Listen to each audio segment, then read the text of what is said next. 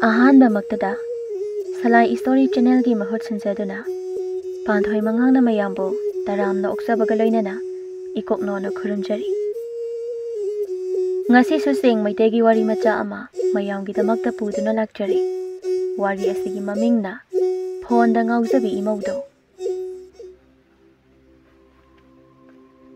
ꯕꯤꯃꯣꯜ ꯄꯪꯂꯤ ꯄꯪꯂꯥ ꯇꯧꯕ, ꯃꯕꯣꯛ ꯃꯄꯥꯎꯗꯤ ꯑꯗꯨꯝ ꯐꯖꯕ ꯈꯨꯡꯒꯪꯒꯤ ꯂꯧ ꯌꯥꯝ ꯆꯥꯕ ꯏꯃꯨꯡ ꯑꯃꯒꯤ ꯃꯆꯥꯅꯨꯄꯥ ꯑꯇꯣꯝꯕꯅꯤ꯫ ꯑꯗꯨꯅ ꯃꯇꯝ ꯄꯨꯝꯕꯗ ꯃꯃꯥꯒ ꯃꯄꯥꯒꯅ ꯕꯤꯃꯣꯜꯒꯤ ꯈꯟꯖꯕꯗ ꯑꯋꯥꯕ ꯑꯃ ꯍꯥꯏꯕꯗꯨ ꯑꯣꯏꯔꯝꯃꯤ꯫ ꯕꯤꯃꯣꯜꯒꯤ ꯃꯊꯛꯇ ꯃꯌꯥꯝꯕ ꯑꯃꯒ ꯃꯆꯦ ꯑꯃꯒ ꯂꯩꯔꯤ꯫ ꯑꯗꯨꯕꯨ ꯃꯣꯏ ꯑꯅꯤꯗꯤ ꯃꯌꯨꯝ ꯃꯩꯀꯩ ꯂꯣꯏꯅ ꯄꯥꯟꯅꯔꯦ꯫ ꯍꯧꯖꯤꯛ ꯕꯤꯃꯣꯜꯁꯨ ꯃꯃꯥꯟꯅꯕ ꯑꯃꯅ ꯁꯤꯟꯕꯤꯗꯨꯅ ꯃꯄꯨꯟꯁꯤꯒꯤ ꯑꯍꯥꯟꯕ ꯑꯣꯏꯅ ꯆꯟ ꯀꯧꯕꯤ ꯃꯊꯛ ꯂꯩꯀꯥꯏꯒꯤ ꯏꯅꯥ ꯀꯩꯔꯥꯛ ꯈꯨꯟꯕꯤ ꯐꯣꯟꯗ ꯉꯥꯎꯖꯕꯤ ꯅꯨꯄꯤ ꯑꯃꯒ ꯌꯥꯝ ꯇꯣꯏꯅ ꯎꯅꯕ ꯍꯧꯔꯝꯃꯤ꯫ ꯕꯤꯃꯣꯜꯅ "ꯏꯃꯥ!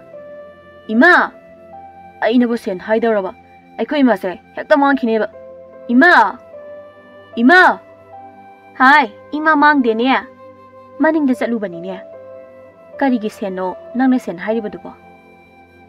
"ꯑꯩ ꯏꯃꯥꯟꯅꯕꯁꯤꯡꯒ ꯀꯣꯏꯕ ꯆꯠꯅꯤ ꯍꯥꯏꯗꯨꯕꯨ." "ꯅꯪꯕꯨ ꯉꯍꯥꯟꯁꯨ ꯀꯣꯏ ꯆꯠꯇꯣꯏꯅꯦꯅ ꯏꯃꯥꯗꯒꯤ ꯁꯦꯟ ꯂꯧꯈꯤꯗꯥꯏꯅꯦ?" "ꯑꯗꯨꯗꯤ ꯉꯍꯥꯟꯅ ꯂꯣꯏꯈ꯭ꯔꯦ ꯏꯃꯥ꯫ ꯑꯗꯨ ꯀꯗꯥꯏꯅꯣ ꯁꯦꯟ ꯈꯔꯒ ꯑꯃꯨꯛ ꯄꯤꯔꯣ ꯏꯃꯥ." "ꯀꯌꯥꯅꯣ ꯅꯪꯅ ꯄꯤꯌꯨ ꯍꯥꯏꯔꯤꯕꯁꯤꯕꯣ?" 5,000 ꯄꯤꯔꯣ." "ꯍꯥ? 5 ꯍꯥꯏꯕ? ꯑꯗꯨꯗꯤ ꯏꯃꯥꯗ ꯁꯨꯗꯤꯅꯦꯍꯦ꯫ ꯀꯣꯏꯕ ꯆꯠꯄꯕꯨ ꯁꯦꯟ ꯑꯗꯨꯛ ꯌꯥꯝꯅ ꯄꯨꯅꯕ꯭ꯔꯣ?" "ꯁꯤ ꯐꯥꯎꯕ ꯌꯥꯝꯗ꯭ꯔꯤꯅꯤ ꯏꯃꯥ, ꯏꯃꯥꯟꯅꯕꯁꯤꯡꯗꯤꯅꯦ ꯌꯥꯝ ꯄꯨꯔꯛꯂꯤꯕꯅꯦ꯫ ꯑꯗꯨꯒ ꯆꯟꯗꯤꯅꯦ 10,000ꯒ ꯄꯨꯔꯛꯄ ꯌꯥꯎꯏ, ꯑꯗꯨꯁꯨ ATMꯗꯁꯨ ꯃꯌꯥꯝ ꯑꯃ ꯌꯥꯎꯔꯤꯕ."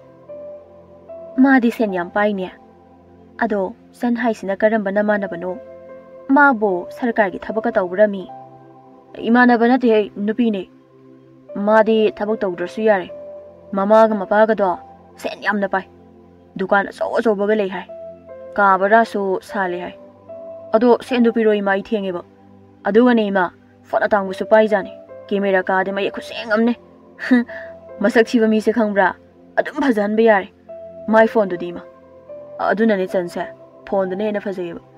ꯑꯁꯦꯡꯕꯗꯗꯤ ꯀꯌꯥ ꯐꯖꯗꯦ. ꯐꯖꯗ꯭ꯔꯁꯨ ꯌꯥꯝꯅꯗꯤ ꯅꯨꯡꯁꯤ ꯏꯃꯥ." "ꯀꯔꯤꯅꯣꯅꯦ ꯃꯥꯅ ꯉꯥꯡꯂꯤꯁꯤꯕꯣ? ꯏꯃꯥꯅꯦ ꯅꯪꯅ ꯍꯥꯏꯔꯤꯕꯁꯤꯡꯗꯣ ꯚꯥꯞ ꯇꯥꯕ ꯉꯝꯗꯦꯀꯣ꯫ ꯑꯗꯣ ꯁꯦ, 3,000 ꯄꯥꯏꯈ꯭ꯔꯣ. ꯅꯄꯥꯒ ꯅꯌꯥꯝꯕꯒꯅ ꯎꯔꯗꯤꯅꯦ ꯏꯃꯥꯗ ꯏꯁꯧ ꯂꯥꯡꯗꯧꯔꯤꯕꯅꯤ.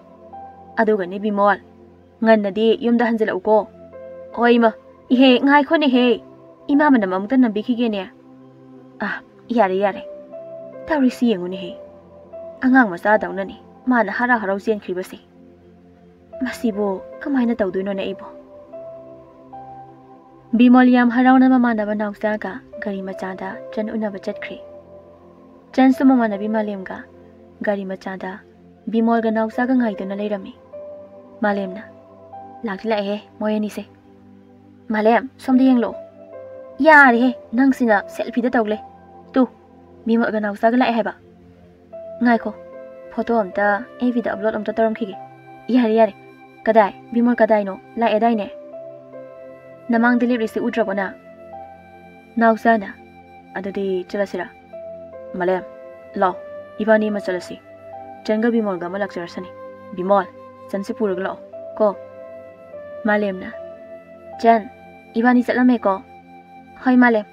"ꯕꯤꯃꯣꯜ, ꯂꯥꯛꯑꯣ, ꯏꯕꯥꯅꯤ ꯁꯦꯜꯐꯤ ꯑꯝꯇ ꯀꯥꯞꯁꯦꯕ, ꯍꯣꯔꯦꯟ FBꯗ ꯑꯞꯂꯣꯗ ꯇꯧꯅꯕ. ꯐꯣꯟꯁꯦ ꯅꯪ ꯄꯥꯏꯔꯒ ꯑꯣꯏꯅ ꯀꯥꯞꯄꯛꯑꯣ." "ꯁꯦꯍꯦ, ꯑꯩꯉꯣꯟꯗ ꯀꯔꯤꯗ ꯏꯀꯥꯏꯔꯤꯅꯣ? ꯅꯛꯁꯤꯜꯂꯛꯑꯣꯃꯤ ꯅꯪꯕꯣ." "ꯏꯀꯥꯏꯗꯦꯍꯦ." "ꯑꯗꯣ ꯁꯤ ꯌꯥꯔꯕꯣ?" "ꯑꯃꯒ ꯀꯥꯞꯄꯛꯑꯣ. ꯅꯪꯁꯨ ꯅꯈꯨꯠꯀꯗꯣ ꯈꯔ ꯄꯣꯁ ꯇꯧꯑꯣꯕ. ꯂꯋꯥꯏ ꯅꯨꯄꯥꯁꯤꯗꯤꯕ." "ꯌꯥꯔꯦ, ꯁꯤꯅ ꯈꯔ ꯐꯖꯕ ꯃꯥꯜꯂꯦ." "ꯑꯗꯨꯗꯤ ꯏꯕꯥꯅꯤ ꯆꯠꯂꯁꯤꯔꯥ? ꯃꯣꯏ ꯑꯅꯤꯁꯨ ꯆꯠꯈ꯭ꯔꯦ." "ꯍꯣꯏ, ꯑꯗꯣ ꯒꯥꯔꯤꯗꯤ ꯅꯪ ꯑꯗꯨꯝ ꯊꯧꯔꯛꯎꯀꯣ." "ꯑꯩꯅ ꯊꯧ ꯍꯥꯏꯔꯣ? ꯑꯗꯣ ꯀꯤꯗꯤ ꯀꯤꯍꯦ, ꯌꯥꯝ ꯇꯣꯏꯅ ꯊꯧꯕ ꯅꯠꯇꯕꯅꯤꯅ." "ꯅꯨꯄꯥ ꯃꯥꯟꯗꯦꯀꯣ ꯌꯥꯝꯅ. ꯁꯦ, ꯁꯣꯁꯤ ꯂꯩꯔꯁꯦ." "ꯑꯩꯗꯤ ꯇꯣꯡꯅ ꯇꯣꯡꯅ ꯁꯦꯜꯐꯤ ꯇꯧꯗꯣꯏꯅꯦ." ꯅꯥꯎꯆꯥꯅ "ꯃꯣꯏ ꯑꯅꯤꯗꯨꯕꯨ ꯂꯥꯛꯄ꯭ꯔꯣ ꯃꯥꯂꯦꯝ?" "ꯂꯥꯛꯇ꯭ꯔꯤ. ꯌꯥꯔꯦ, ꯏꯕꯥꯅꯤꯒꯤ ꯆꯠꯐꯝ ꯊꯣꯛꯄ ꯑꯗꯨꯝ ꯆꯠꯂꯣ." "ꯑꯗꯣ ꯏꯕꯥꯅꯤ ꯉꯁꯤ ꯆꯦꯜꯂꯁꯦ ꯍꯥꯏꯔꯣ?" "ꯉꯥꯏꯈꯣꯏ, ꯌꯨꯝ ꯁꯥꯕ ꯍꯥꯟꯅ ꯑꯝꯇ ꯂꯣꯏꯁꯤꯟꯈꯤꯒꯦ." "ꯅꯪꯒꯤ ꯌꯨꯝꯁꯤꯁꯨꯕ ꯁꯥꯕ ꯁꯨꯛꯂꯣꯏ ꯂꯣꯏꯁꯤꯟꯗꯦꯍꯦ. ꯀꯌꯥꯝꯕꯨ ꯆꯥꯎꯕ ꯌꯨꯝꯅꯣ? ꯇꯥꯖ ꯃꯍꯜ ꯃꯨꯛꯀ ꯆꯥꯎꯖꯥꯠꯂꯕ?" ꯑꯗꯨꯗꯩ ꯍꯦꯟꯅ ꯆꯥꯎꯋꯦ ꯑꯗꯨꯒꯤꯅꯤ ꯃꯣꯏ ꯑꯅꯤꯗꯣ ꯂꯥꯛꯄ ꯑꯝꯇ ꯌꯦꯡꯉꯨꯕ ꯂꯥꯛꯇꯦ ꯎꯗꯦꯕ ꯌꯥꯔꯦ ꯏꯕꯥꯅꯤꯒꯤ ꯎꯅꯐꯝ ꯊꯣꯛꯄ ꯑꯗꯨꯝ ꯎꯅꯔꯁꯤ ꯃꯣꯏ ꯑꯅꯤ ꯁꯥꯟꯅꯕꯒ ꯉꯝꯂꯔꯣꯏ ꯕꯤꯃꯣꯜꯁꯤꯁꯨ ꯄꯪꯃꯟ ꯂꯥꯡꯃꯟꯈ꯭ꯔꯦꯗ ꯈꯔꯕꯨꯗꯤ ꯄꯪꯕꯅꯤ ꯑꯩꯅ ꯌꯥꯝ ꯍꯦꯟꯕꯅꯤ ꯁꯤꯡꯕ ꯌꯥꯔꯦ ꯑꯁꯤꯡꯕ ꯅꯌꯨꯝꯗꯣ ꯌꯥꯝ ꯊꯨꯅ ꯁꯥꯕ ꯂꯣꯏꯁꯤꯜꯂꯣ ꯅꯠꯇ꯭ꯔꯗꯤꯅꯦ ꯑꯩꯅꯦ ꯐꯤ ꯌꯣꯝꯂꯒ ꯂꯥꯛꯁꯤꯟꯖꯔꯛꯁꯅꯤꯀꯣ ꯅꯣꯏꯗ ꯑꯗꯨꯃꯥꯏꯅꯒ ꯇꯧꯅꯨꯀꯣꯅ ꯌꯨꯝ ꯁꯥꯕ ꯂꯣꯏꯕꯒ ꯒ꯭ꯌꯥꯟ ꯇꯥꯅ ꯁꯤꯟꯁꯤ ꯅꯪꯅ ꯑꯗꯨꯃꯥꯏꯅ ꯁꯨꯝ ꯇꯧꯔ ꯂꯩꯔꯤꯉꯩꯗꯅꯦ ꯕꯤꯃꯣꯜꯒ ꯆꯟꯒ ꯍꯥꯟꯅ ꯆꯦꯟꯈꯤꯗꯣꯏꯅꯤ ꯌꯦꯡꯉꯨ ꯆꯦꯜꯂꯣꯍꯦ ꯃꯣꯏ ꯑꯅꯤꯁꯤꯗꯤ ꯀꯨꯏꯅ ꯆꯠꯀꯗꯕ ꯅꯨꯡꯁꯤꯅꯕ ꯅꯠꯇꯦ ꯑꯩꯅ ꯁꯨꯝ ꯆꯠꯃꯤꯟꯅꯅꯕ ꯃꯤ ꯂꯩꯇꯦꯅ ꯕꯤꯃꯣꯜꯒ ꯆꯟꯒꯁꯦ ꯁꯨꯝ ꯈꯪꯅꯍꯟꯈꯤꯕꯩ ꯋꯥꯅꯤ ꯑꯗꯣ ꯕꯤꯃꯣꯜꯁꯦ ꯃꯁꯛꯇꯤ ꯐꯖꯅ ꯐꯖꯩꯀꯣ ꯑꯩꯗꯤ ꯑꯍꯥꯟꯕ ꯎꯕꯗ ꯉꯥꯎꯔꯨꯔꯕꯅꯤ ꯕꯤꯃꯣꯜꯗ ꯑꯗꯣ ꯈꯔ ꯄꯪꯕꯩ ꯋꯥꯅꯤ ꯄꯪꯕꯁꯤꯅꯁꯨ ꯍꯦꯟꯅ ꯅꯨꯡꯁꯤꯕ ꯑꯃꯗꯤ ꯐꯥꯎꯍꯜꯂꯤ ꯁꯛꯇꯤ ꯑꯩꯅ ꯍꯦꯟꯅ ꯐꯖꯕꯅꯤꯍꯦ ꯃꯥꯅ ꯍꯦꯟꯅ ꯐꯖꯕ ꯃꯥꯟꯕꯩ ꯋꯥꯅꯤ ꯑꯗꯨꯒ ꯑꯩꯁꯨ ꯄꯪꯉꯤ ꯀꯩꯅꯣ ꯕꯤꯃꯣꯜꯅ ꯑꯩꯉꯣꯟꯗꯒꯤ ꯍꯦꯟꯅ ꯁꯤꯡꯕꯅꯤ ꯌꯥꯔꯤ ꯇꯨꯃꯤꯟꯅ ꯊꯧꯔꯣ ꯆꯟꯁꯤꯅ ꯐꯣꯟ ꯇꯧꯕꯁꯨ ꯄꯥꯏꯗꯦ ꯁꯦꯜꯐꯤ ꯇꯧ ꯂꯩꯔꯕ ꯈꯪꯗꯦ ꯆꯟꯅ ꯅꯪꯒꯤ ꯒꯥꯔꯤ ꯈꯨꯊꯧꯁꯤꯗꯤ ꯈꯣꯡꯅ ꯆꯠꯄ ꯃꯤꯅꯅꯦ ꯍꯦꯟꯀꯠꯂꯒ ꯆꯠꯈ꯭ꯔꯦ ꯑꯗꯨꯅꯤ ꯒꯥꯔꯤꯗꯣ ꯈꯥꯝꯁꯦ ꯑꯩ ꯊꯧꯒꯦ ꯃꯣꯏ ꯑꯅꯤꯗꯨꯅ ꯀꯔꯣꯝꯗ ꯊꯧꯈ꯭ꯔꯖꯥꯠꯅꯣ ꯃꯣꯏ ꯑꯅꯤꯗꯣ ꯎꯍꯧꯗ꯭ꯔꯦꯃꯤ ꯎꯗ꯭ꯔꯗꯤ ꯐꯔꯦ ꯏꯕꯥꯅꯤ ꯇꯣꯈꯥꯏꯅ ꯀꯣꯏꯔꯨꯅꯕ ꯐꯖꯅ ꯇꯣꯡꯉꯧꯀꯣ ꯑꯃꯨꯛ ꯇꯥꯍꯧꯅꯤ ꯃꯣꯏ ꯑꯅꯤꯅ ꯐꯣꯟ ꯇꯧꯔꯛꯂꯁꯨ ꯄꯥꯏꯔꯨꯅꯨ ꯃꯥꯂꯦꯝꯗꯣ ꯅꯪꯉꯣꯟꯗ ꯃꯤꯠꯌꯦꯡ ꯑꯃ ꯇꯧꯋꯦ ꯑꯩ ꯍꯩꯅꯗꯦꯕ ꯕꯤꯃꯣꯜꯒ ꯆꯟꯒ ꯑꯃ ꯇꯣꯈꯥꯏꯅ ꯂꯝꯕꯤ ꯑꯃꯗ ꯀꯣꯏꯕ ꯆꯠꯂꯝꯃꯤ ꯑꯗꯨꯒ ꯅꯥꯎꯆꯥꯒ ꯃꯥꯂꯦꯝꯒ ꯑꯃ ꯇꯣꯈꯥꯏꯅ ꯆꯠꯂꯝꯃꯤ ꯃꯇꯝ ꯊꯦꯡꯖꯤꯜꯂꯛꯄꯅ ꯅꯥꯎꯆꯥꯒ ꯃꯥꯂꯦꯝꯒꯗꯤ ꯍꯜꯂꯛꯂꯦ ꯑꯗꯨꯕꯨ ꯕꯤꯃꯣꯜꯒ ꯆꯟꯒꯗꯤ ꯍꯜꯂꯛꯄꯗ ꯒꯥꯔꯤ ꯊꯥꯎ ꯂꯣꯏꯈꯤꯗꯨꯅ ꯏꯜꯂꯒ ꯍꯜꯂꯛꯂꯝꯃꯤ ꯀꯃꯥꯏ ꯇꯧꯅꯤ ꯃꯝꯁꯤꯜꯂꯛꯏ ꯆꯟ ꯅꯥꯎꯆꯥꯗ ꯐꯣꯟ ꯑꯃꯨꯛꯇ ꯇꯧ ꯊꯥꯎ ꯂꯤꯇꯔ ꯑꯃ ꯂꯩꯔꯒ ꯄꯨꯔꯛꯑꯣ ꯍꯥꯏꯌꯣ ꯑꯩꯒꯤ ꯐꯣꯟ ꯃꯩ ꯌꯥꯎꯗ꯭ꯔꯦ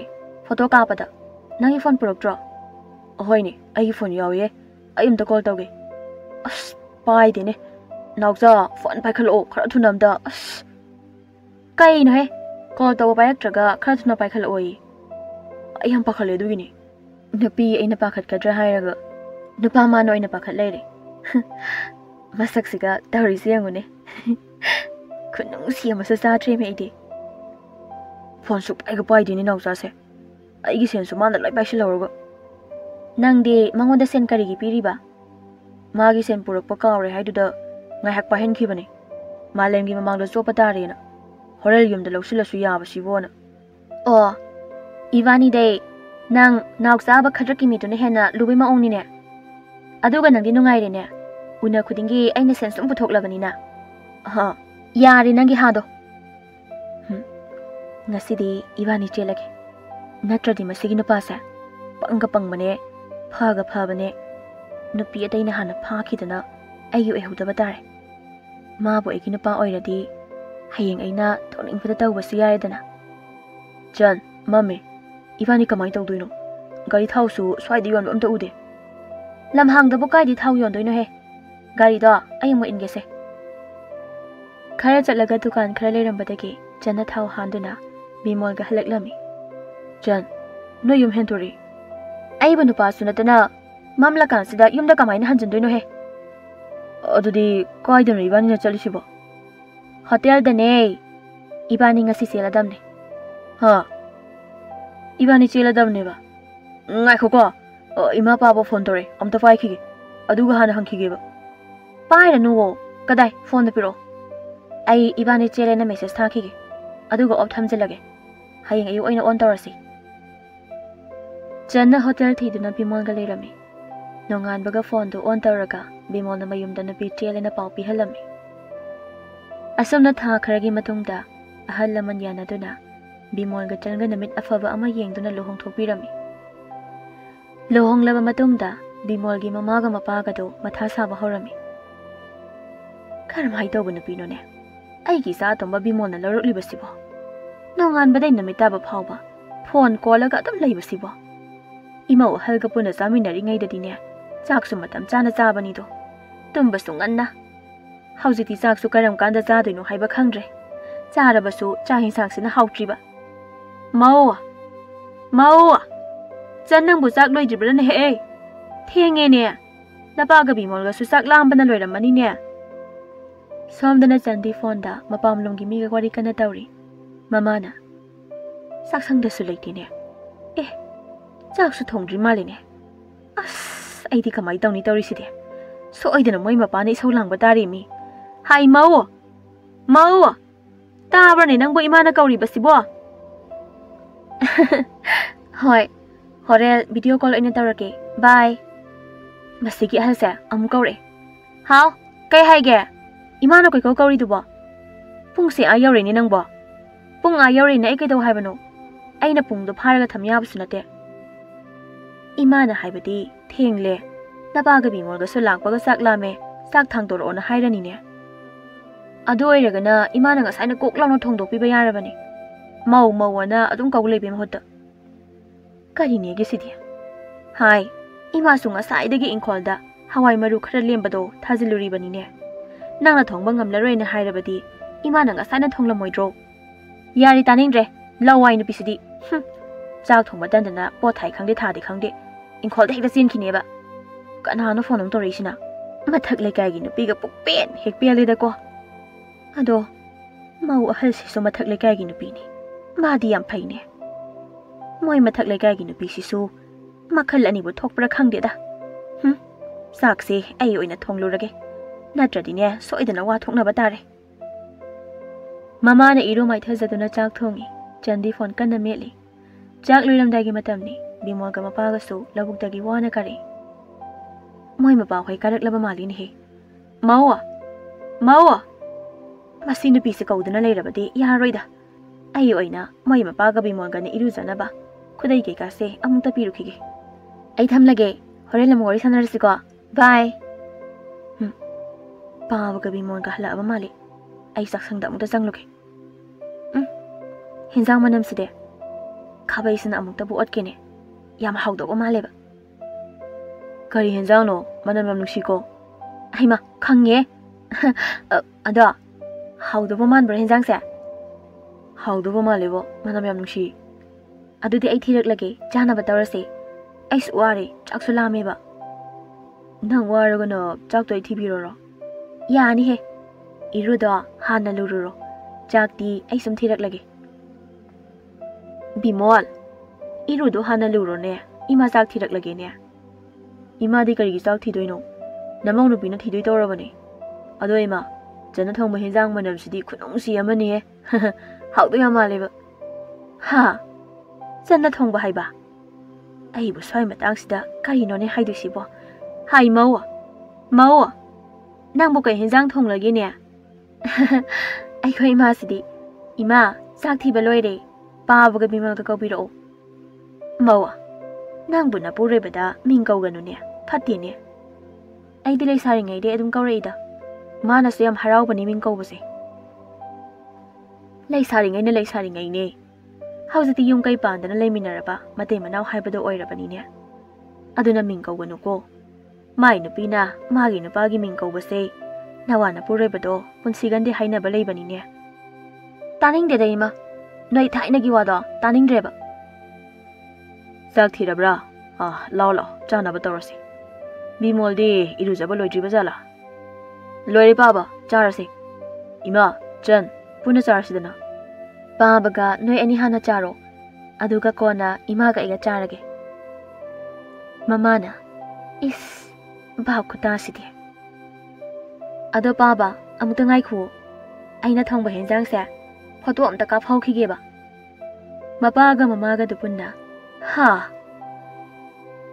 ꯆꯟꯒꯤ ꯃꯇꯧꯗꯨꯗ ꯃꯃꯥꯒ ꯃꯄꯥꯒꯗꯨ ꯍꯩꯅꯗ꯭ꯔꯕꯁꯨ ꯕꯤꯃꯣꯜꯗꯤ ꯌꯥꯝ ꯍꯔꯥꯎꯅ ꯅꯣꯛꯆꯔꯤ ꯑꯗꯨꯕꯨ ꯕꯤꯃꯣꯜꯅ ꯊꯕꯛ ꯆꯠꯈ꯭ꯔꯤꯉꯩꯗ ꯆꯟꯅ ꯐꯣꯟꯗ ꯉꯥꯎꯗꯨꯅ ꯂꯩꯕ ꯅꯨꯄꯥ ꯅꯍꯥꯒ ꯋꯥꯔꯤ ꯁꯥꯟꯅꯕ ꯃꯃꯥꯅ ꯍꯦꯛ ꯆꯩꯔꯨꯔꯒꯅ ꯃꯃꯥꯗ ꯏꯁꯧ ꯂꯥꯡꯁꯤꯟꯕ ꯀꯌꯥꯁꯨ ꯇꯧꯔꯝꯃꯤ ꯑꯗꯨꯕꯨ ꯃꯃꯥꯅ ꯃꯆꯥꯅꯨꯄꯥ ꯕꯤꯃꯣꯜꯒꯤ ꯄꯪꯖꯕ ꯆꯝꯖꯕ ꯃꯇꯧꯗꯨꯗ ꯆꯟꯅ ꯇꯧꯔꯤꯕꯁꯤꯡꯗꯣ ꯃꯃꯥꯅ ꯅꯣꯡꯃꯇ ꯍꯥꯏꯔꯝꯗꯦ ꯍꯥꯏꯔꯨꯔꯒ ꯕꯤꯃꯣꯜꯗꯣ ꯄꯪꯕꯅꯤꯅ ꯐꯠꯇ ꯅꯨꯡꯗ ꯇꯧꯈꯤꯒꯗ꯭ꯔꯥ ꯍꯥꯏꯅ ꯑꯗꯨꯕꯨ ꯅꯣꯡꯃꯗꯤ ꯃꯧ ꯑꯍꯜꯅ ꯆꯟꯅ ꯃꯃꯥꯗ ꯆꯩꯕ ꯉꯥꯡꯕꯗꯨ ꯇꯥꯕ ꯉꯝꯂꯛꯇ꯭ꯔꯗꯨꯅ ꯆꯟꯗ ꯃꯧ ꯑꯍꯜꯅ ꯆꯩꯔꯝꯃꯤ ꯃꯧ ꯑꯍꯜ ꯆꯤꯡꯂꯦꯝꯕꯤꯅ ꯃꯧ ꯅꯪꯅ ꯏꯃꯥꯗ ꯇꯧꯔꯤꯁꯦ ꯌꯥꯝꯅ ꯍꯦꯟꯃꯜꯂꯦ ꯑꯩꯁꯨ ꯉꯍꯥꯟꯈꯩ ꯇꯥꯒꯦꯅ ꯁꯨꯝ ꯇꯥꯕꯅꯤꯀꯣ ꯅꯪ ꯌꯥꯝ ꯍꯦꯟꯃꯜꯂꯦꯀꯣ ꯆꯤꯡꯂꯦꯝꯕꯤ ꯌꯥꯔꯦ ꯇꯨꯃꯤꯟꯅ ꯂꯩꯅꯔꯣ ꯃꯤꯅ ꯇꯥꯔꯒꯅꯦ ꯃꯣꯏ ꯏꯃꯨꯡꯁꯦꯅ ꯅꯣꯛꯅꯈꯤꯅꯤ ꯑꯣ ꯏꯆꯦꯒꯤꯁꯦ ꯑꯩ ꯐꯨꯒꯦ ꯍꯥꯏꯔꯤꯔꯣ Adudi puro laone.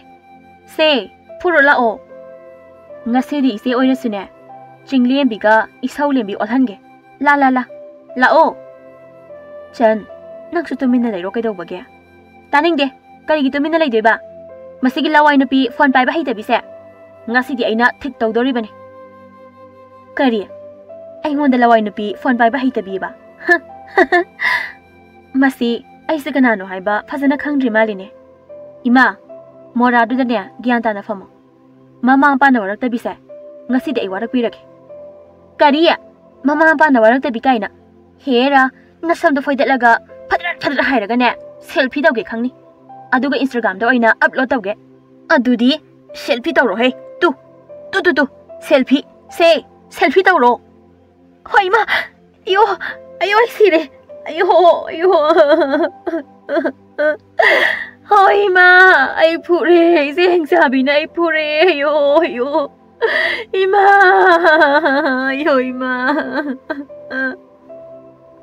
Jinglembi na chanbo taba makai furami. Mama na sensinduna khambadagi. Jinglembi na chanbo fuba toki. Chandi makok maru ifa fana. Mama na themba yadana kaptuna magi kada changki. Aduga mapamda video call tawduna manembo kamaw hangana fubire ha tawre na paw tamlami. Mama di mangol da makok paiduna tafum khangdana leikre.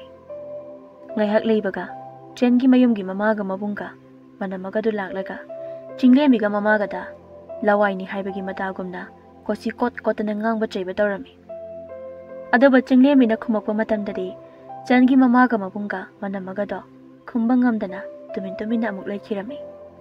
Mabungna Jan lao yumda halasi masigi mathong waram khangdaba yumsida leradine isense sifam na phom khangdana siba tare lao nana pugadaba kai kino puro lao phone ga charger ga yaure yarani chalasi yumda. Bimolgi mamana Bimolga mapaga halaklaga nena tana wari amukta sakhi sini bungo aikhoina mabu phuba natene mase da mana phugena jongsilubaduda mase ne isam samna khara yaibai watani. Tangi mamana yare ai loi khangi isa nupi se yumda leiringai dadi masak matau phaniyamna phajaki bani adubo hojikti noina phumandana ne loire pumloi aduna isa nupi se pujakrage san lao gari da kakhalo yumda ne nungai na leiru lo. Sangi mana masi thoklani se khangdana lawai nupa ufun thangwa nupa dane laigano se hairabane ba adubu Bimol na hekta pharaga lawikhiba aduga ne haipa sabi ibema nangso aina kaidarake yengo. Jinglembina aigidi araibane sanse hana phajana warakpiduna thaksi khasi hana tambiyo aduga ne phone se karamba matamda sizinaroi haibasu takpiyo maduna hena tungda phanena khali. Jangi maduna lawai nupi nangna aduk anmi ustridubo napam kayam ina kaira khunba sthanga leiba mino ha nang ngojina samda phatra phoidalaga thanamuro banang inama naksilunu ko aisu adumaina hairaga changlubadani aina pomliba mayamse aduga inama ma lawai nupi oidabane masu imphal ningo senjau paibi oi leirami adu sai khoidi hena ina khunba. Jangi mana adu kaidawrage. Jangi mabungna yare lao aduga nabung aina tarpo kumhaido yengo imung asida leiba mi oi khudingma mamai mako khangandana ne lale chelhangiba lao sasi. Bimolgi mamana phana phajana hairabaso Jandi mapamgi mina puraga chatkre. Bimolga mapagana labuktagi karakpagadi wari pumba mamana tamlami. Wari singdu taraga Bimol ungduna tumina laikre. Kamai dawni sidi isa Bimol se ungduna laikre ne. Bimol lao ne iru mai thajaru lao ne ipa ne imong nupido hojik lawirage ne. Bimol lao iru mai thajaru lao imaudo napaga iga chatlaga ne lawruge yum panba laiminaba haibasidi ngaihak amuk saunani amuk harauna nokminagani masina mari hekta tatnarani haibadi yaponte ne. Ima baba kaururanuda ima da mana pangangang yabrane ado itai mana furamradi fadobani ne ai halakpu fawbadang ngairamladi fadobane ba hojiti jando phone su off thamjingkre. Kamaina wari sanagane ai ti changa. Mataimana Bimol itaimadi mabu phugi khankide ko imada mana ngangliba ongang sangangdo phajade phatena hairuba khaktani masi ngasi ngarang dagi wanate noi hek leitraba channa imada yam thina tawi khrabajani aduda ina nganglubagi aingonda sumana aigi sam phoina na chensilak paduda kharaki na bana phurubagi wani nana na taimada warawradine ai sanda lale haruge ko karigi lale harudunu taimana haiganu mana imada pangangang ba yabrane ai irujaraga lawruge ma yawdradi ai leiba ngamloy moi mapa kamaina tawni tawriside kamaina tawni bu karino mama chalo nasana pa tom basi han them masi amu chakhidana ne farak tanani hoi hoi mapa hore lamu phubirak tanane isagi panglisiga Mama na Bimol ba themduna pharame adubo Bimol chan leita baduda mathwai nungai taduna chaga charamde magi mataududa maman amuk them mapan amuk them mayambaga matai magana amuk them Bimol bu chakhara pizza duna potha halame adubo ahing nangai da channa Bimol da phone tawraklami chan nang kari gino chalami dubo adugo phone sunga sai ki op thamjili kai gino ai do nang halak ba phawpadi Sirasu sinang ngairage na ngairambani aduga noi taimaga imagana napamda chatkhrona phuraga tala inemi aduga nangnabu yumda leitraba imagana taimagana aibu yamna otbi adubo ai ngasi fawba nangonda tamthoktabani tamnuraga nangna wakhal nungai khiroena itaimaga imagana di nangna kai kaino imada yamna thina thina tawena so haina aina adumaina tawramgadaba manbrani Bimol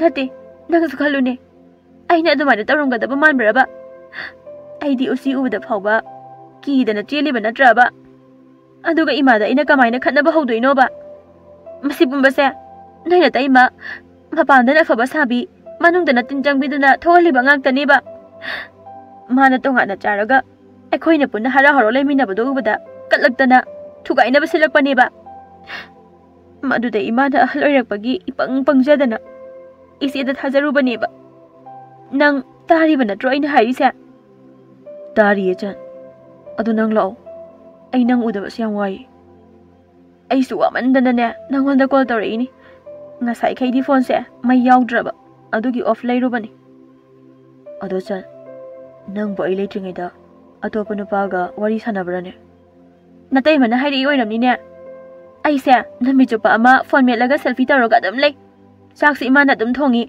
thabok si imana namba tawi kaina hairam gani ne hoi adumaina hayi de mana nawma natraga nawmadi ne aina si thoklani se khangkhrabane ba natai masa yamna phate ko Bimol ado aina ngam nusi ai heng lobla o ima hoidadi hairam ganu ko nang na thanda tuminna ai lobla ko nang lakjadi ai si jajani ko Sibayari ai heng nongan bagalake nang loba nang siram ganu ko adudi ngana la ko Bimol hoi chan ai ngana lake ko Bimol bu channa kapsinadana yam haina themlami maramdi chan su khangjai Bimol gumanapa afaba apangbadi amuk hana phanglaroi haiba aduga ma masasi masakthi phatte haibisu Bimol su sanba nungsiman bana nongalamdai Mamaga mapagana tumba hawatringaida Bimol hawatuna changi manakta chan loba chatlami changi manak yawkhibagadi Bimol bu moi mayamna them nawdana pharaga yawng oina ilhanduna thamkhirami adubu changi mapanadi masanapiga mama hoigena tawriba thabaksi kaya pamlamde somdana Bimol gi mapaga mamaga do Bimolna nupi mayumda yaong induna leikhibada mathwai nungaitaba yamna waba haibadu oirami Pangida ko, imagi bunga Bimol. Onthok na pangida ko nang se. Suning dabi, masil kandi. Nangahan ba dagin na mitaba ama. Phone ko lagal ibinupido na hina nung sibahil. Lumbahil ine. Namana pa, nasil na naw mayam si thadog lamlaga. Napi mayam di ang ilagalay rabani ko nang. Masana pa handa. Ima, yari da kapla no ba? Ima na nung ti ikapaga. ꯕꯤꯃꯣꯜꯗꯣ ꯌꯨꯝꯗ ꯍꯜꯂꯛꯀꯗꯕ ꯅꯠꯇꯦꯅꯦ ꯏꯃꯥ ꯍꯌꯦꯡ ꯃꯥꯏꯅ ꯋꯥꯈꯜ ꯇꯥꯔꯛꯂꯀꯥꯟꯗꯅꯦ ꯏꯃꯥ ꯄꯥꯕꯒꯤ ꯅꯥꯛꯇ ꯑꯗꯨꯝ ꯆꯦꯟꯖꯔꯛꯂꯗꯝꯅꯤ ꯏꯃꯥ ꯆꯥꯛ ꯊꯥꯡꯗꯣꯔꯛꯑꯒꯦꯀꯣ ꯆꯥꯅꯕ ꯇꯧꯔꯁꯤ ꯅꯁꯨꯁꯤꯡꯁꯦ 이마가 짠이나 ngailere la'o ima ima la'one chak chaurasi ai labukda chalaga paabagi mahu sinbirugi paabaso chaklamlani la'o ima bimol dubu nupi ma pahamduda chaka mabuk thanna charamgadrane maadi yumda phauba chak ogdrasu opte haiba ngamjadabani asauba nangna nawni pagi manakta ingkholgi henjang khare helaga thinbirugera hoima ngasidi yaroi hayengdo ai thinbirage law chak charu law nasu khaina ngai le somda nabi mol matam khara harauna leram labaso jangi maong matawdo sum khangba horaklami adubu manem bok nabi molgi mabuk phabaduda yam luna tawduna moida adum leina basilami adabu nupigi mama mapana fana luna tawrabasu chaning ba pizarabasu aigi hek ima ipagi nungsibadudi bimona phangma ngamlamde kanagano chana nungtigi phone da wari sanari base aina magi phone paigi yenge haibasu yade aduga aigi phone mana adum pasilaga leiriusa nungtigi su mama nabigi yumdane na phin ana chapasu lepte bimol nangdi aduda phamlaga leirabo imana somda koithi thiraga sese sangom se thaksilu imana ne hauna lonbirakpani ima chandikai de lege ayuktagi ude o mama nabi amaga wari sana hobani imaga napaga na khoi chanse sarkar gi thaba ama tawhanaba khanarabani maduda nangi su thaba macha ama tahaunaba kari hai noima changi thabak tuna kayam chawbano aduga igina kayam pike haise iya bimol na hek ngang thorakpa sima ba ado sangom do hana amta thaksilune ingbana halani ima ai sangom ga thangningrada ado ima chanse chaksu nomuta thongde imung wai nungsit sengdana taibasu ude kiraga kuicha chatpa phone paiga selfie tawba masak khangdaba singa FB da Instagram da message hanaba wari sanaba sumaini sum tawle sibu karigino ima kari wa hangno ngasi bimol na hangla ibasina hai seni ne imphal masa haidi se lawai nupi ga manadabani ne amma bu oiro chana nang yamna nuksiri se nang haraudro nungsidro ha imphal nupi de aigi taimasune adubu changa aigi taimaga yamna kheneima noina taimado imphal nupi senglamoy adunani kananu geta changla isina lawai dagi lakpa hangam ko biyon ba mi oira maline ibungo aikhoi di kaithal dagi ngarang leiba hinjang yamna leine aduna atopodo oina yoluso ko aduga ne hayeng khaidi hekda gate hanglaga changla kanu hana changjarake na mapan dagi lawru ko taso nang ai hinjang thileiro chango taso chak chamina khise haima sibu nangi na yamba duro aidi hinjang yon bala irana khaluremi ibungo sabu yadi ko imagi mise ahal oirakpagi miga masak phajana uba phangdre he lao sumang da famlu lao ima sangang lo lake moi lawai di sangang yamna pambani bimol gi mayambana ine yarni da ayum dagi sangoma sengba thali bimol nangbo sida leiba hinabrane sese imana nangna chana bana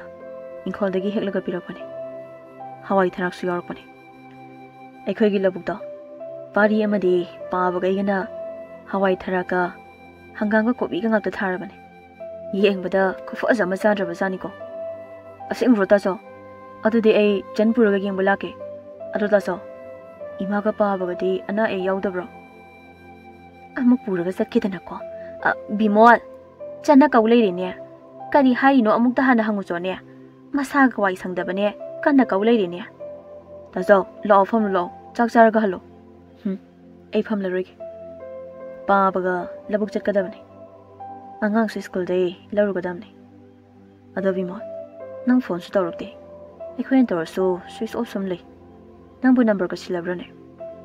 ꯁꯤꯟꯗꯦꯗ. ꯑꯩꯒꯤ ꯐꯣꯟꯗꯣ ꯆꯟꯅ ꯊꯕꯛꯀꯤ ꯑꯗꯨꯝ ꯄꯥꯏ ꯂꯩꯔꯕꯅꯦ. ꯑꯗꯨꯒꯤꯅꯤ ꯇꯥꯖꯧ. ꯑꯩ ꯍꯣꯔꯦꯟ ꯁꯣꯏꯗꯅ ꯇꯧꯔꯛꯀꯦ ꯇꯥꯖꯧ. ꯍꯣꯏ ꯍꯣꯏ. ꯑꯩꯈꯣꯏꯗ ꯇꯧꯔꯛꯇ꯭ꯔꯁꯨ ꯏꯃꯥꯗꯗꯤ ꯇꯧꯔꯛꯎꯀꯣ. 이마다 낭기 칸노다네 짜금 북탄나 짜드라바니고 이마버 다서 이마다 아이가 슈다우데 농아이나 레이 하나 다모 짝 mayam 짜오 하요 아이 호렐 이마다 폰 소이드나 따로게 다저 비모아 짠도 마사와이 상더바니네 까우리사 하나 아무도 예무소는 해낭버 짠 마사와이 상대디 이마나 까마이나 캉리노 독터라 노무도 썰버수나다나 이마이 비마 비모시디 까마이 똥니 에이디 आई चलगे बिमोल इमादा फोन तौर को काउनिको चले चले चाती चक्रब माले हे इस हंगा मकासिदी ओंथोंना फजख्रेदा हवाई थराकसु यावरइने होरेल ngaga thongge kadai kadai imada piro henjang do ima se lawai de puro kone jan nangbu kaidorage soidana khanarakdana ba aina channa kaurina haijeluraga kausu kaudana Somdana Chandi nupa amaga yam kanna fonda video call da wari sikthana duna leirami Bimol di khangdabanina Changi manakta changlubada nupa amaga video call da romance taw leirambado Bimol na loina urami Chansu irang ne henmandana Bimol ai haiba uramde Bimol na yam sauna Chandagi phone do tap launa mulami nupa amado phone fat launa kakhi aduga Bimol na Changi phone do hangdana yenglubadadi nupa ga message thanaba photo thanaba koi bisatlambagi photo mayam amasu yauraga leirami kadaino ai phone do piro habani masina pase ai sauk tore kadaino ai phone do piro habani nangding han khe aingonda nuksiba saraga ai gi tungdana nupa singa irang taramli boire ngasidi ai gi ima gai tai magana habdo loina chumlabako phone do hana piro di piro dana kadai phone do hana piro nana khalido amata nate haiba ai fazana haige ba nang hodiso ai si abangmani nangna themlaga yarani haina khanbro ha masinga sidi phutharaga da masi kaino ayo nine he masi bunga bro kaino ayo ima ayo da kan biyo ima ai lawai masasina tawre ho ima ai sire ima ai sire Hai, no yani bo kai daunarage ne he. Is, karino, Bimol. Nang nei gi sana pita tawri badu ba. Hai, siba tarin he sana bi se. Ibungo. As, masu dai ramoi ne. Mau. Ho mau. Ta pa do karu zo ne he. Bimol na isana bi se ha tawre ne. Bimol. Nang bu phuba lepo ne he. Nang nei gi sana bi si bu football ga punga oina urabra ne he. Nang na kaw ba ga yei ba ga tawri badu ba. Ima nang yaurokano nasan bi phubada ima nang shi yaurokani ai buna iya nupa na nuksiba saraga themlaga yumsida faraga thamba ima ai pasu lapna hanba aduga nasan bi sina tumin mawang ngang hanba nupa ko henba ngasidi nasan bi se hatok lamlaga ai jel da lekhradamne kamai tawni tawrisidi is mapaga mamauga kana sensilaktuna bimolu khami aduba chande Sakhom phadi segaiba mankhe taduna leirami aduga bimol na mapada chana taramba singdo loina haiba tanatana phone diabo message thanarambagi bipaga photo thanaramba video call da wari sanaramba singdo loini yanghalami aduna mapa su mama su maudusu bimol da karimata haiba ngamlamde bimol su mafi yomduna thonga ka khairamdaga mayamda hankirami bimol hankibaga changi mapa na amuk mamada dam launa amuk futharami aina masi thoktanaba kayar khana nangwada hai nangna aina haiba wata da khai nacha na pisi kakat kankatana thamba tumin sa saga shu thadakwa aduga ingonda na ama haiba nang da halaga he nang mauduna yar he pa basu tawai macha sigi damakta noina amuk khanari duna he nei kai jakhre ai infal nu bi hoduk thadok phomdagi lakpi nang nasu infal nu bi gam khari ngasi ai nei gai ba nang libase namaga nang gana sinba ngaktani aduna nang imau oirabasu phujaba tari da nang asidi aduga egi yumda leibasu yaroi noi anima mauduna ꯑꯩꯗ ꯏꯄꯥꯝꯗ ꯆꯦꯜꯍꯧꯔꯒꯦꯗ꯫ ꯑꯁꯨꯝꯅ ꯆꯌꯣꯜ ꯑꯃꯒꯤ ꯃꯇꯨꯡ ꯕꯤꯃꯣꯜꯗꯤ ꯃꯌꯨꯝꯗ ꯃꯃꯥ ꯃꯄꯥ ꯃꯌꯥꯝꯕ ꯃꯇꯩꯃꯒ ꯌꯥꯝ ꯅꯨꯡꯉꯥꯏꯅ ꯍꯥꯟꯅꯒꯨꯝꯅ ꯂꯩꯔꯝꯃꯤ꯫ ꯁꯣꯝꯗꯅ ꯆꯟꯗꯨ ꯕꯤꯃꯣꯜꯅ ꯐꯨꯔꯝꯕꯒꯤ ꯍꯣꯁꯄꯤꯇꯥꯜꯗ ꯂꯥꯌꯦꯡꯂꯕ ꯃꯇꯨꯡ ꯅꯨꯄꯥ ꯅꯍꯥꯈꯩꯅꯁꯨ ꯃꯧꯅꯤ ꯃꯊꯣꯡ ꯆꯥꯗꯕꯤꯅꯤ ꯍꯥꯏꯕ ꯈꯪꯅꯔꯛꯇꯨꯅ ꯂꯣꯏꯅ ꯂꯥꯞꯊꯣꯛꯅꯈꯤꯕꯗ ꯅꯠꯇꯅ ꯃꯤꯅ ꯍꯪꯒꯣꯏꯕ ꯅꯨꯄꯤ ꯑꯃ ꯍꯥꯏꯕꯗꯨꯁꯨ ꯑꯣꯏꯔꯝꯃꯤ꯫ ꯑꯗꯨꯅ ꯍꯧꯖꯤꯛꯇꯤ ꯕꯤꯃꯣꯜꯅꯁꯨ ꯂꯧꯁꯤꯟꯕꯤꯗ ꯃꯤꯅꯁꯨ ꯍꯪꯒꯣꯏꯕ ꯍꯩꯅꯗꯕ ꯃꯤꯠꯌꯦꯡ ꯌꯦꯡꯕꯤꯗꯨꯅ ꯃꯄꯨꯟꯁꯤ ꯆꯨꯞꯄ ꯀꯞꯇꯨꯅ ꯂꯦꯜꯂꯝꯃꯤ꯫ ꯑꯗꯨꯒ ꯕꯤꯃꯣꯜꯗꯤ ꯑꯐꯕ ꯅꯨꯄꯤ ꯑꯃ ꯑꯃꯨꯛ ꯐꯪꯗꯨꯅ ꯌꯥꯝ ꯅꯨꯡꯉꯥꯏꯅ ꯂꯩꯈꯤꯔꯝꯃꯤ꯫